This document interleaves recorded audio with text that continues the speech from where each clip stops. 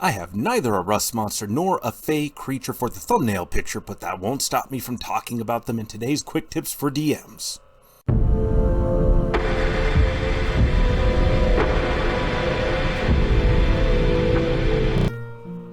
Hello everyone, and welcome back down here to the Gamer's Den with me, your host, Jordan, your master of lore and storyteller extraordinaire, here with another Quick Tips for DMs episode, this time talking about why you should mix and match different monsters, and today's example is going to be rust monsters and fey creatures, specifically the different kinds of fey from the realms of winter and summer. But before we get into all of that, if you're new here to the channel, then go on down there, hit the subscribe button, and become a regular member here at the Gamer's Den. Or if you've already gone on ahead and listed yourself on such a legendary roster of incredible heroes, then go on down to hit the like button and share the video far and wide.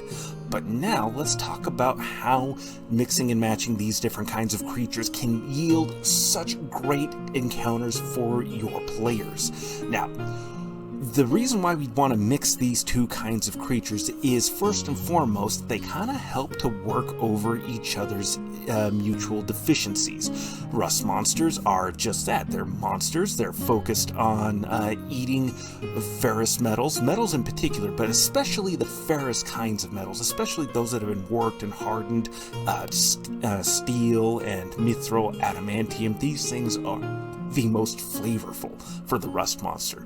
But they're magical beasts, and whilst they have some intelligence, they're not the brightest of the bunch, and they're especially vulnerable to ranged attacks, opponents using natural weapons, and magic and the like.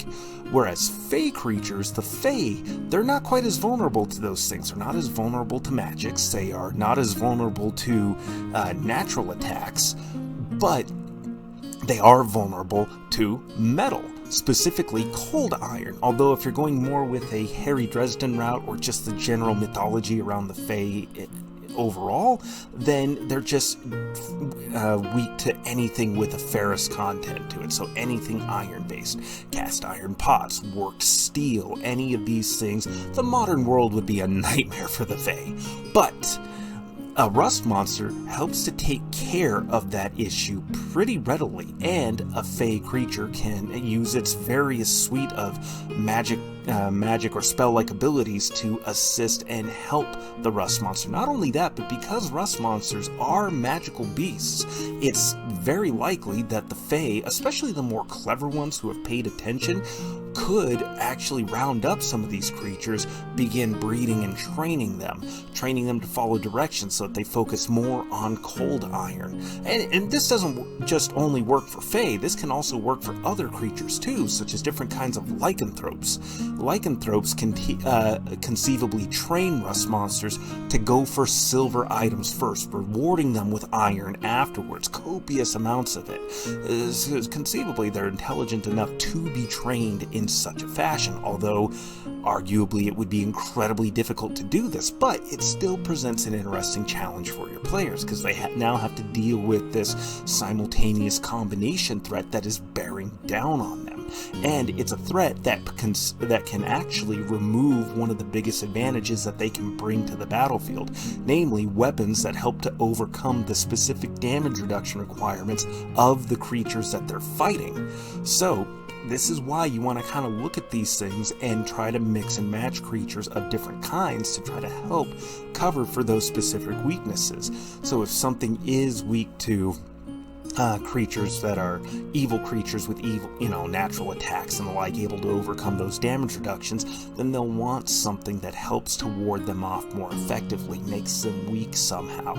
So there's so many different options and different ways of overcoming these kinds of things. And intelligent enemies should adapt their tactics and their approach to the players over time. The first couple of encounters, sure, they're gonna fall into the different tricks and traps. They're not gonna know right off the bat that the players know how to approach them, how to defeat them, what their weaknesses are, and how to overcome them.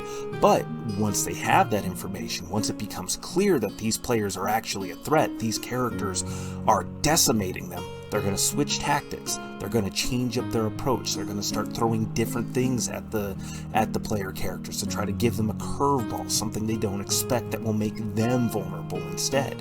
So that's why you want to try to mix and match these different kinds of creatures. But what do you think? Go on down to the comments below and let me know your thoughts. Did you like today's video? Did you dislike it? Let me know your thoughts down below. Hit those like or dislike buttons and we'll engage in discussion. What are some creature combinations you've used to great effect that you've just had so much fun with? Personally, I like the idea of something that creates a slick surface, something that is naturally oily, hard to grab, and just completely encases its surroundings, coats its surroundings in slick materials so that it's easier for the player characters, for adventurers, to slide into pits that have black puddings or any kind of slimes or oozes, corrosive creatures like that. But, go on down to the comments below and let me know your thoughts. And remember, if you're new here to the channel, go on down there, hit the subscribe button, and become a regular member. But with all that said, I've been your host, Jordan, your master of lore and storyteller extraordinaire. Thank you all so very much for your time, and you all have yourselves a good night.